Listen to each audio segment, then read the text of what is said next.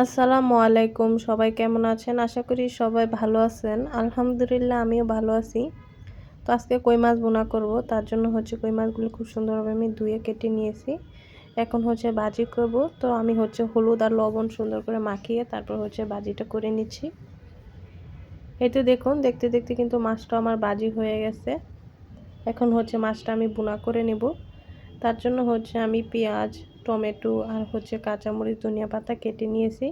তো মাছটা ভাজা হয়ে গেছে, উঠিয়ে নিয়েছি। এখন আমি পেঁয়াজ আর কাঁচামরিচ একসাথে ভেজে নিচ্ছি। তো দেখুন হালকা করে ভাজা হয়ে গেছে। এখন আমি লবণ, ধনিয়ার গুঁড়ো, তারপর মরিচের গুঁড়ো আর হলুদের গুঁড়ো দিয়ে খুব সুন্দরভাবে মশলাটা আমি কষিয়ে নেব। এই তো দেখুন মশলাটা আমার খুব সুন্দরভাবে কষানো হয়ে গেছে, তেলটাও কিন্তু খুব সুন্দরভাবে উঠে এসেছে। এখন আমি মাছগুলো দিয়ে দিচ্ছি।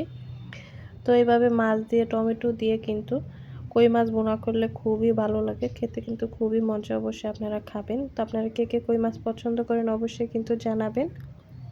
তো এই টমেটোগুলো কিন্তু টক, তার জন্য আমি একটা টমেটো দিয়ে দিয়েছি। এখন ঝোলের জন্য পানি দিয়ে দিয়েছি।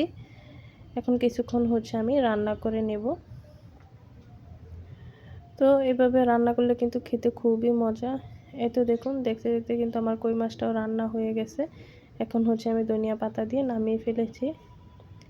তো অনেকে ধনিয়া পাতা পছন্দ করে না, তো আমার কিন্তু খুবই ভালো লাগে। সব তরকারিতে ধনিয়া পাতা দিলে খুব সুন্দর একটি ফ্লেভার আসে, খেতে কিন্তু খুবই ভালো লাগে। তো আমি একটু ঝোল ঝোল রেখেছি, এটা কিন্তু টেনে যাবে, বেশি ঝোল থাকবে না। এই তো দেখুন আমার তরকারির ফাইনাল লুক।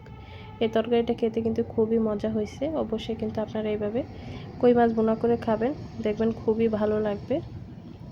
তো আমার ভিডিওটি যদি আপনাদের ভালো লেগে থাকে তাহলে অবশ্যই লাইক করবেন, কমেন্ট করবেন, শেয়ার করবেন। আল্লাহ হাফেজ।